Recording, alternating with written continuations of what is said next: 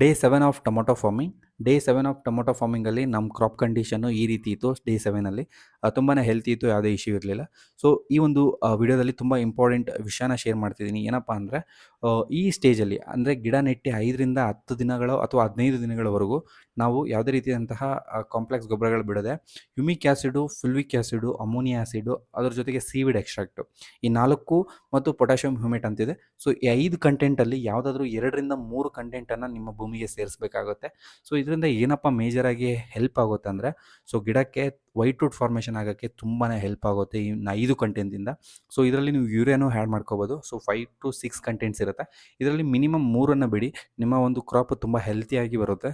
So ಇನ್ನೊಂದ್ಸರಿ repeat ಮಾಡ್ತಿದ್ದೀನಿ, humic acid, fulvic acid, ammonia acid, ಅದ್ರ ಜೊತೆಗೆ potassium humate, seaweed extract. So ಈ ಒಂದು 5 ಕಂಟೆಂಟು ಮತ್ತು ಯೂರಿಯಾ.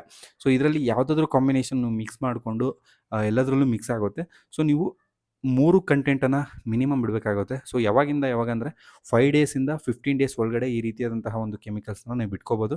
ಇದರಿಂದ ವೈಟ್ ರೂಟ್ ಫಾರ್ಮೇಷನ್ ಆಗಿ ಗಿಡ ತುಂಬ ಪುಷ್ಟಿಯಾಗಿ ತುಂಬ ಬ್ರಾಂಚಸ್ ಹೊಡ್ಕೊಂಡು ಚೆನ್ನಾಗಿ ಲಾಕುಗಳು ಹೊಡ್ಕೊಂಡು, ನಮ್ಮ ಲೋಕಲ್ ಭಾಷೆಯಲ್ಲಿ ಹೇಳೋದಾದ್ರೆ ಈ ರೀತಿ ಗಿಡ ಬರುತ್ತೆ. ಸೊ ಇದನ್ನು ನಾನು ನೆಕ್ಸ್ಟ್ ಪ್ರಾಕ್ಟಿಕಲ್ ವೀಡಿಯೋದಲ್ಲಿ ಸಹ ತೋರಿಸ್ತೀನಿ. ನೆಕ್ಸ್ಟ್ ಡೇ ನಾನು ಬಿಡ್ತಿದ್ದೀನಿ. ಸೊ ಅದನ್ನು ಸಹ ನಿಮಗೆ ತೋರಿಸ್ತೀನಿ.